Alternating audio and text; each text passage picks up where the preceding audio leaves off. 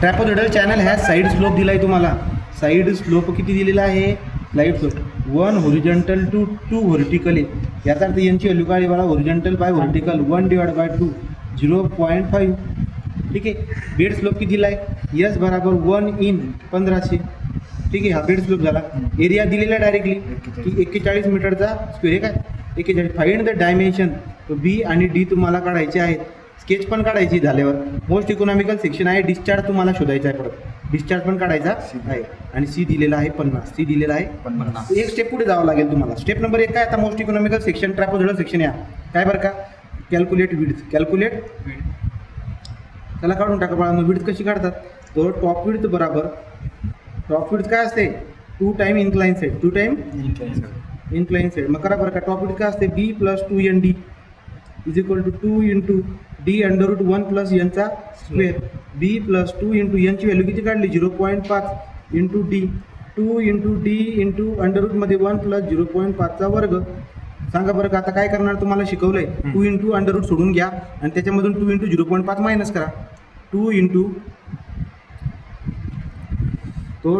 Into under रूटमध्ये 1 plus 0.5चा वर्ग. याच्या पुढे जायचं आहे, मायनस करायचं आहे. 2 इंटू 0.5 करायचं. हे याला बघा डीला चिटकून असणार आहे. पलीकडे जाऊन मायनस होईल. असं जर तुम्ही केलं तर तुमचं उत्तर राहणार आहे 1.2360 डी. हा झाला आपला बी. ओके. हा काय झाला? बी. बरं मग बी झाला. त्याच्यानंतर आपण काय काढतो? एरिया. 2 नंबरची स्टेप काय आपली? Step 2 calculate area. Area directly दिलेला आहे. एरिया का आपल्याला डायरेक्टली दिला आहे किती? 41 मीटरचा स्क्वेअर. तुम्ही जर का हुशार असणार बाळांनो तर तुमचं काम लगेच होईल. कसं काय? हे बघा, जर एरिया दिलेला आहे तो एरिया जर दिलेला असेल तर आपल्याकडे एरियाचा एक फॉर्म्युला पण आहे ना.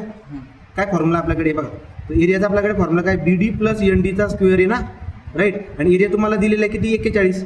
बी किती काढला? चालू काढला 1.2360 इंटू डी. यांची व्हॅल्यू 0.5 डीचा वर्ग. हे सगळं तुम्ही टाका आणि डायरेक्टली डी काढून घ्या बाळा. D unknown. 41 alpha equal 1.2360 into alpha x. ठीक आहे ना. हा डी इथं अजून डी स्क्वेअर होऊन जाईल. अल्फा एक्सचा स्क्वेअर कसं काय बघा ना. अरे हा डी आहे, पुन्हा डी स्क्वेअर होऊन जाईल ना तो. आणि पुढे काय होईल आता? प्लस 0.5 अल्फा एक्सचा square. Shift solve answer equal तुम्हाला भेटून जाईल डी. किती आला? 4.86.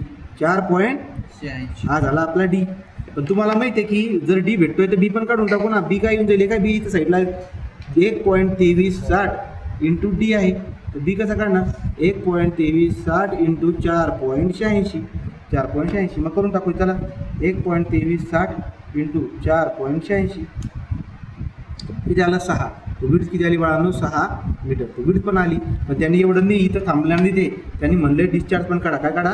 डिस्चार्ज काय असतो? Area into velocity. एरिया किती दिला आहे? 41. आणि व्हेलॉसिटी दिली का त्यांनी? नाही. चेंजेस कॉन्स्टंट दिला आहे. मग व्हेलॉसिटी कशी काढणार? सी अंडर रूटमध्ये RS. सी अंडर रूटमध्ये RS. आता इकॉनॉमिकल सेक्शनसाठी तुमच्या लक्षामध्ये असायला पाहिजे की सगळं टाकता येईल मला. आता डिस्चार्ज बरोबर 41. सी किती दिला आहे त्यांनी मला? 50. तो 50 घेतला. अंडर रूटमध्ये आर काय असतो? इकॉनॉमिकल सेक्शनसाठी आर काय असतो? 0.5 इंटू डी. डी किती दिला आहे? हे बघा 4.86. 4.86 आठवतं का नाही? 0.5 डी. हां, हा झाला आपला आर. आणि एस ची व्हॅल्यू किती दिली त्याने? दिली का? दिली 1/1500. 1/1500. आणा बरं इकडे. चला तो किती आहे? क्यू काढायचा आहे. 41 इंटू 50. 41 इंटू 50 इंटू अंडर रूटमध्ये गेलो 0.5 इंटू 4.86 इंटू 1/, किती? 1500. किती आलं ते आलं डिस्चार्ज बाळांनो 82.51 मीटर क्यूब पर सेकंड. अशा पद्धतीने आपण डिस्चार्ज पण काढून टाकलेला आहे. Graph sketch